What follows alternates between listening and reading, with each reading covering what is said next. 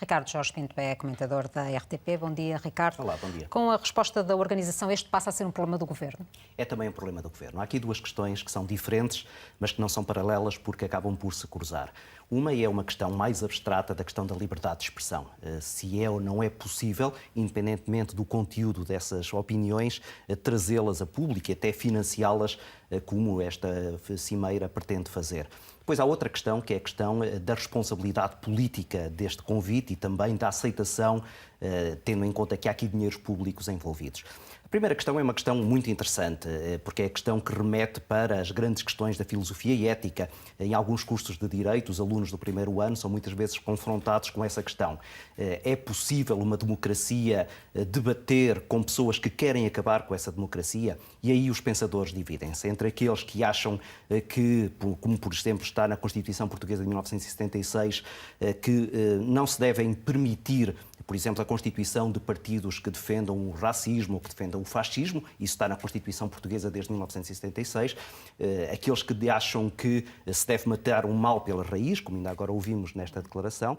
E depois aqueles que são mais tolerantes e que acham que uma democracia, para ser mais forte, deve exatamente combater as ideias que são contra a própria democracia. Há um célebre debate que envolveu Noam Chomsky, um pensador de esquerda americano, que a certa altura permitiu que um texto seu fosse incluído num livro de Robert Faurisson que defendia a negação do Holocausto. Ele foi muito criticado por isso, dizendo assim: como é que você permite que as suas ideias sejam publicadas num livro que defende que o Holocausto não existiu? E ele citou Voltaire, um filósofo do século XVIII, que dizia, numa carta enviada a um senhor Le Riche, que era um seu opositor intelectual, em que ele dizia: eu detesto as suas ideias, mas seria capaz de dar a vida para que você possa continuar a defender as suas ideias. E, portanto, há esses pensadores que consideram que se deve ouvir mesmo aquelas ideias que nós achamos que são abjetas. Depois temos a segunda questão, que é a questão mais política. O que é que deve aqui fazer-se perante um convite que aparentemente terá sido validado pela organização da Web Summit? E aqui o Governo fica numa posição muito delicada, porque fica exatamente nesse confronto entre, por exemplo, militantes socialistas que consideram que devem ir ouvir e discutir com Marine Le Pen e aqueles que acham que é absolutamente insustentável que dinheiros públicos num governo socialista sejam utilizados para ouvir Marine Le Pen. Nesta fase já não é sustentável não tomar posição, não é? Não é, exatamente. Este silêncio é que não é entendível. Aqui vai ter que haver uma posição. E é uma posição sempre desconfortável e embaraçosa. Não é a primeira vez que Paddy Cosgrave coloca um problema ao governo português. Já o ano passado, quando organizou um jantar no Panteão Nacional, deixou o governo português numa situação delicada, tendo depois António Costa que ter vir a público criticar esse mesmo jantar. E mudar a legislação, até da utilização dos espaços públicos. Colocar o Ministério da Cultura numa situação muito desconfortável.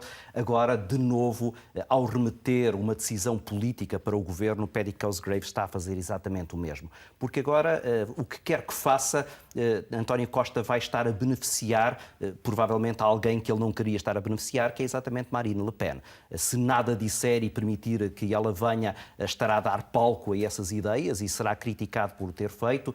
Se impedir que ela venha, permitirá que ela se vitimize e que acabe por utilizar esta rejeição do Partido Socialista e do governo português contra a sua presença, dizendo que tem medo de dialogar com ideias que lhe são estranhas. Porque um dos argumentos que Noam Chomsky utilizava é muito interessante, dizendo que os regimes políticos que exatamente decidiam o que é que se poderia ou não poderia discutir eram o regime stalinista e era o regime nazi. E, portanto, os governos não devem ter uma posição sobre esta questão. Agora, há aqui um problema, que é até uma antecâmara das próximas eleições legislativas, porque se o governo português nada disser ou permitir, então o Bloco de Esquerda e provavelmente também mais tarde o Partido Comunista irão criticar severamente o Partido Socialista. Até porque foi significativo o empenho do governo na última edição, com vários ministros, até o Presidente da República se associou à iniciativa. Sim.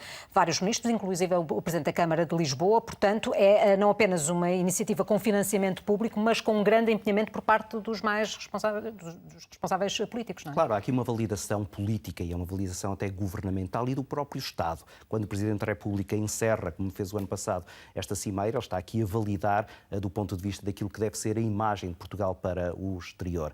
E por isso é que esta decisão de Cosgrave de remeter para o governo português uma decisão final é muito delicada, porque deixa de ser apenas uma decisão de logística, de uma organização e de um ponto de vista até estratégico da Web Summit e passa a ser, a partir de agora, uma decisão do governo português, com repercussões até naquilo que é o relacionamento de Portugal com a França, porque é preciso não esquecer que Marine Le Pen tem voz na França, tem um partido que é reconhecido pelos franceses, teve até 30% de votação dos franceses e o dizer agora que ela não tem nada que vir aqui falar pode ser até uma desconsideração para com um país que, na verdade, portanto, esta questão não pode ficar remetida a um comunicado do Ministério da Economia. Dificilmente. Ou se o fizer é apenas um ato de um desconforto que não ficou devidamente resolvido. E isso é sempre muito complicado para um governo e para um executivo governamental que tem que ter decisões que sejam mais assertivas. Ricardo, é sempre um gosto. Obrigada. Bom dia.